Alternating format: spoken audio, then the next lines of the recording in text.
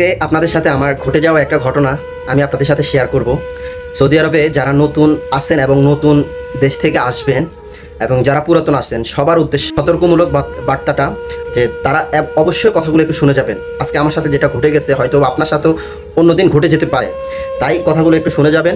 আমি আজকে সকালবেলায় ডিউটি করে গেলাম নাস্তা করতে বাইরে। তখন বাইরে নাস্তা করার সময় নাস্তা শেষ করে আমি আসার পথে আমার কিছুক্ষণ আসার পরে আমি একটু ফলো করলাম, আমার পিছনে একটা গাড়ি ফলো করতেছে। তো ওই গাড়িটা আমার পিছনে যখন ফলো করতেছিল আমি এতটা না দেখে আমি নিজের পথে হাঁটতেছি আর চলে আসতেছি রুমের দিকে। তো যখন আমি রাস্তা পার হয়ে অন্য রাস্তাতে আসলাম তখন আমার পিছনে গাড়িটা এসে আমার সামনে ওভারটেক করে আমার সামনে গাড়িটা দাঁড়িয়ে গেল। তো ওই গাড়িটা আমার সামনে দাঁড়িয়ে আমাকে কথাগুলো বলতেছে যে গাড়িতে উঠো। আমি গাড়িতে উঠতে বলতেছে, আমি বলতে কেন, আমি তোর গাড়িতে কেন উঠবো, আমার গাড়িতে ওঠার কোনো দরকার নেই, আমি রুম এখানে আমি চলে যাচ্ছি। ও আমাকে বলতেছে, বারবার আমাকে রিকোয়েস্ট করতেছে ওঠার জন্য, গাড়িতে ওঠার জন্য। আমি কই না, আমি উঠবো না, আমার গাড়িতে ওঠার দরকার নেই, আমি চলে যাচ্ছি আমার রুম এখানে। তো তারপরে আমি ওকে পাশ কাটিয়ে আমি চলে গেছি আবার সামনে।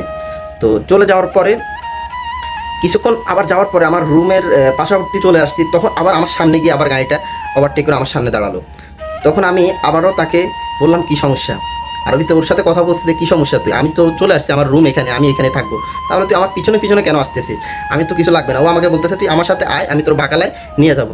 আমি বাকালায় কেন যাবো, আমি নাস্তা করে আসছি ভাই, আমার তো এখন আর কোনো নাস্তার প্রয়োজন নেই বা আমার এখন অনেক দরকার নেই কোনো কিছু। তো এই কথা বলে আমি ওনার চলে আসতেছি, তারপর আবার ডাকতেছে, তারপর আবার ডাকার পরে আমি ওর সোজা গেলাম, সমস্যা কি ভাই, আমি তো নাস্তা করে চলে আসছি, আমার আর যাওয়ার দরকার নাই, ঠিক আছে। তো তাহলে ও আমাকে এমনভাবে বলতেছে সমস্যা নাই তুই আমার সাথে আয়, আমি তোর বাকালা থেকে কিছু নিয়ে দিব। আমি কি ভাই আমার দরকার নেই, আমি খাইয়ে আসছি, ঠিক আছে। এই কথা বলে আমি ওর সাথে একটু গরম দেখাইছি। গরম দেখানোর পরে বুঝতে পারছে যে আমি এতটা সহজ সরল না বা তেমন তার সাথে কথাগুলো শুনে আমি গাড়িতে উঠে যাব তেমন না। তো আমি চলে আসছি। তো আমি এই কথাটা বলবো প্রবাসী নতুন যারা আছেন তাদেরকে। তো নতুন যারা আছে প্রবাসে তাদেরকে এমনভাবে যখন স্যালারি আসে বা যখন একলা রাস্তায় চলাফেরা করে এমন গাড়ি এসে গাড়ির মধ্যে উঠিয়ে তাদেরকে অপহরণ করে বা এমন অনেক কিছু হয়তো বা টাকা পয়সা মোবাইল যেমন সব কিছু হাতে নিয়ে হয়তো বা ভালো একটা জায়গা মানে এমন জায়গায় নিস্তব্ধ জায়গা নিয়ে ওখানে ছেড়ে দেয়।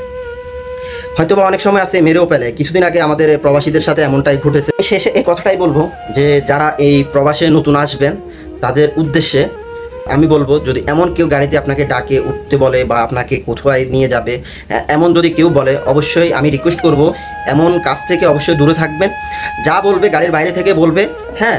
আবার দেখা যাচ্ছে গাড়িতে ডাকার সময় হয়তো বা অনেকে লোক থাকে, তো পিছন থেকে ধরে নিচে উঠিয়ে নেয়, এমনই হয়।